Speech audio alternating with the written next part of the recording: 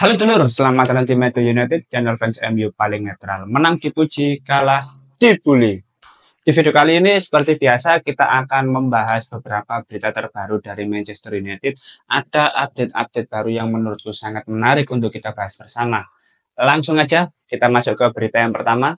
Niat Manchester United musim panas ini adalah untuk merekrut setidaknya satu pemain yang dapat bermain di belakang striker dan satu penyerang tengah, pemain dengan nomor 9 sejati yang dapat mencetak gol secara reguler. Sebenarnya kalau kita lihat tuntutan dari Ruben Amorim ini sudah sangat jelas ya sejak kedatangannya sebagai pelatih Manchester United.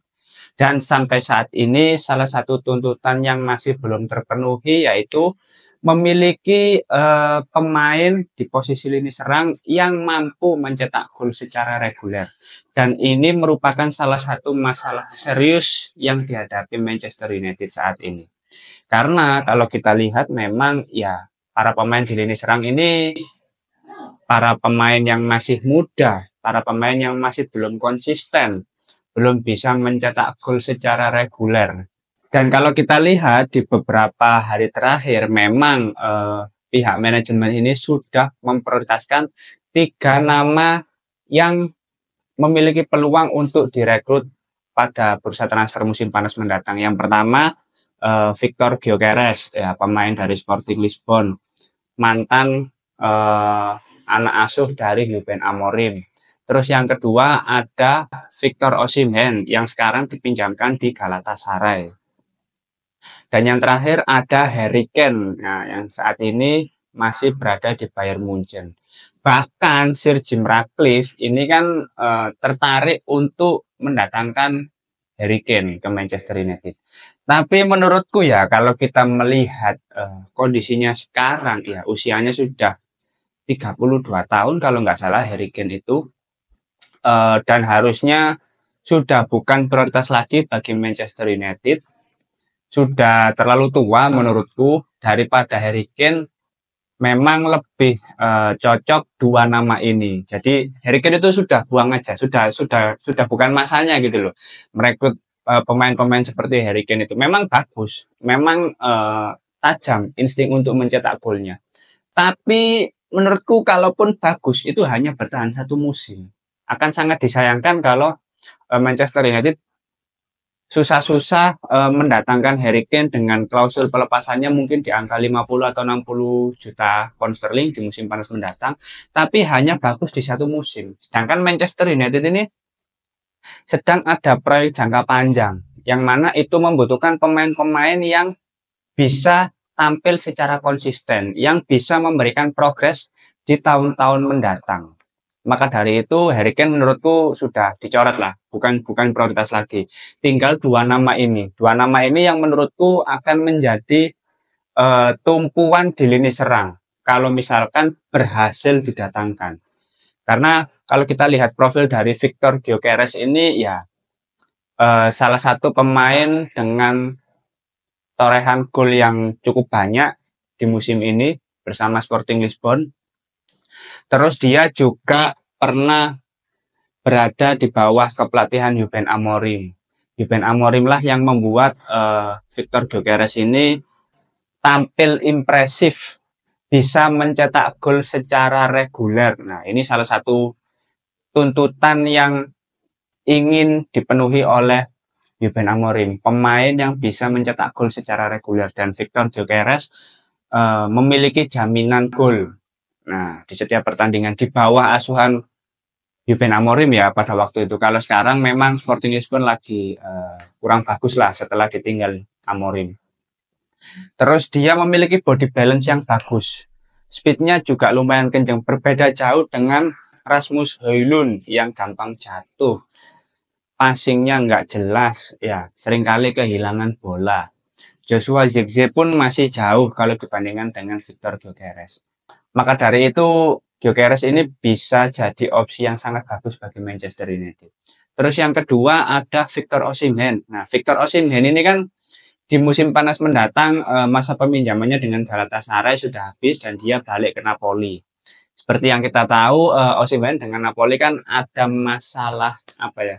antara pemain dengan pelatih. Nah, ada ketidakcocokan visi. Nah, dan itu bisa dimanfaatkan oleh manajemen Manchester United dalam menggandeng pemain ini agar mau pindah ke Manchester United.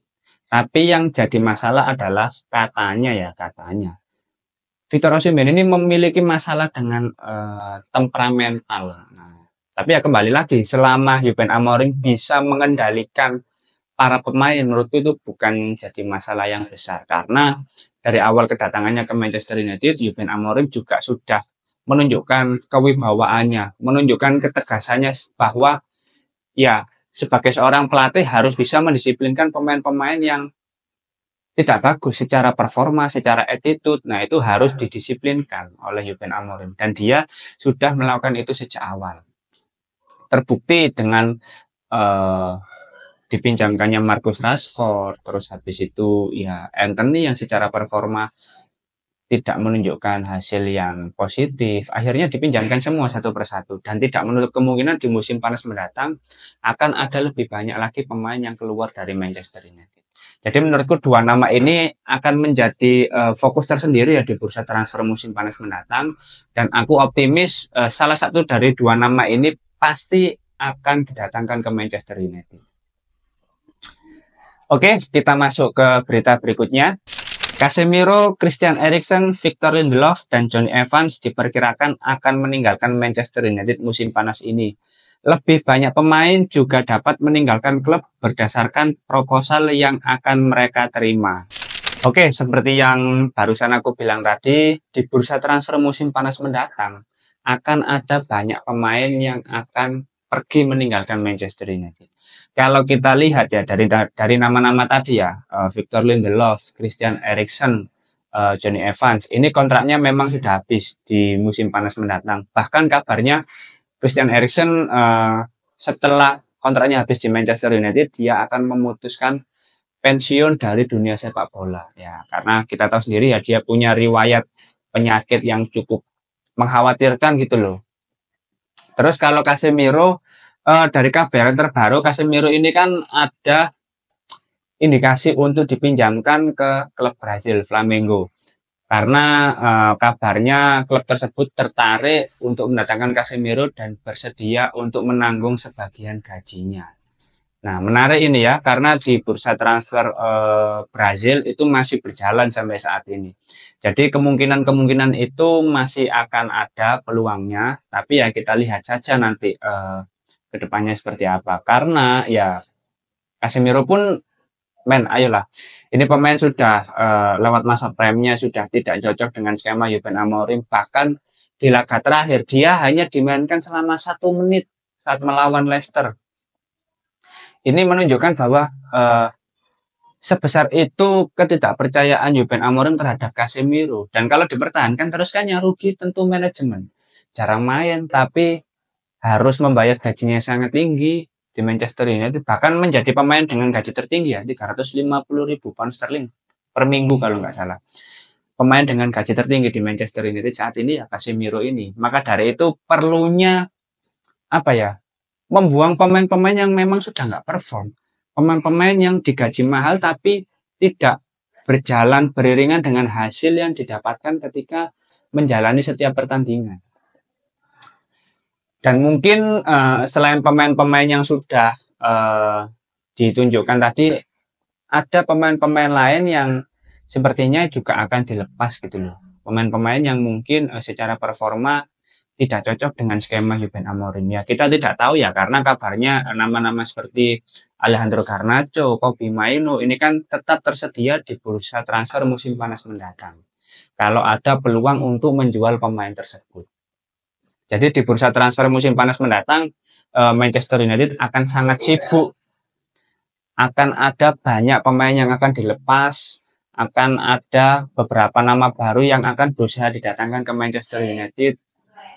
Ya minimal menurutku 5 pemain lah yang harusnya bisa didatangkan ke Manchester United. Mungkin ada 2 nama pemain dengan nama besar, pemain-pemain yang sudah matang, dan sisanya ada pemain-pemain muda yang potensial. Oke, sekarang kita lanjut ke berita berikutnya.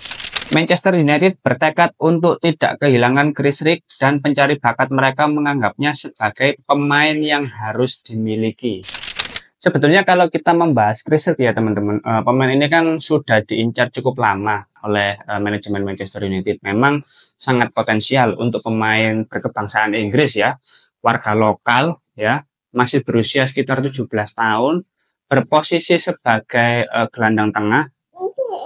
Ini sangat potensial. Potensinya itu sangat besar untuk menjadi pemain bintang menurutku. Dan akan sangat disayangkan kalau Manchester United tidak bisa mendatangkan pemain ini. Karena market value-nya pun juga masih sangat murah gitu, sangat terjangkau. Hanya 11 juta euro. Tapi ya, nggak tahu lagi ya, kalau Sunderland meminta mahal ya, bisa jadi seperti itu. Karena siapapun pemain, kalau sudah diincar Manchester United, tentu harganya akan melonjak drastis. Tapi aku berharap ya seperti yang sudah menjadi pilar utama dari Ineos, bahwasanya dia akan lebih berfokus untuk mendatangkan pemain-pemain muda potensial untuk bisa diproyeksikan jangka panjang seperti itu. Jadi harus balance memang teman-teman ya, mencari pemain yang sudah matang dan juga mencari pemain-pemain potensial. Tujuannya apa? Agar ketika melakukan regenerasi, itu pemainnya itu sudah ada. Pemain-pemain yang secara kualitas bisa setara atau bahkan lebih bagus lagi, itu sudah dipersiapkan dengan bagus gitu loh. Jadi Manchester United akan tetap stabil dan selalu bisa bersaing di Premier League, di kompetisi Eropa. Jadi bisa tetap stabil dan bersaing di papan atas. Itu intinya, untuk mencari pemain-pemain muda yang potensial agar kualitas antara pemain di tim senior, di tim utama, pemain yang tampil secara reguler, dan pemain-pemain muda yang potensial yang akan menjadi penerus ya di tim senior, itu secara kualitas setara. Oke, kita masuk ke berita yang terakhir. Manchester United tertarik terhadap Sporting Director Athletic Bilbao, Mikel Gonzalez, untuk menggantikan posisi Dan Ashworth. Sebetulnya ini kabar masih sangat baru juga ya, dan aku belum mengulik lebih jauh terkait Mikel Gonzalez ini. Karena pemain ini juga mengisi posisi Sporting Director di Athletic Bilbao sejak tahun 2022 dan kontraknya berakhir di tahun 2026. Kalau kita melihat kiprahnya sebagai Sporting Director, memang cukup banyak juga pemain-pemain muda Athletic Bilbao yang saat ini lumayan berkembang pesat ya, salah satu nama Nico Williams. Tapi berdasarkan pengalaman yang sudah terjadi ya, menurutku manajemen harus lebih bijak lagi dalam merekrut para petinggi untuk mengisi posisi Sporting Director. Pasalnya ya, berkaca dari pengalaman Dan Ashworth yang baru bekerja selama 5 bulan dan langsung dipecat. Kalau kita ingat-ingat lagi, prosesnya kan sangat panjang dan cukup sulit untuk mendatangkan Dan Ashworth dari Newcastle. Harus membayar uang kompensasi lah, cuti berkebun lah, terus tidak bisa langsung bekerja. Maka dari itu kemarin juga sempat ada rumor pengganti Dan Ashworth, yaitu Maldini dari AC Milan yang sudah berhenti dari Milan. Tapi ya sampai sekarang tidak ada kabar terbaru, dan sekarang sudah ada nama lain lagi untuk mencari pengganti Dan Ashworth. Kalau dirasa memang belum siap, nggak apa-apa, nggak usah terlalu terburu-buru. Maksudku, daripada mendatangkan Sporting Director baru, ternyata baru berjalan beberapa bulan nggak cocok lagi, diganti lagi. Nah, ini kan buang-buang uang gitu loh, buang-buang uang. Jadi mending di riset dulu lebih jauh. Kalau memang cocok ya nggak apa-apa. Mungkin di musim panas mendatang ada Sporting Director baru, ya kita nggak tahu juga. Atau masih tetap memaksimalkan peran dari Jason Wilcox dan Christopher Vivell.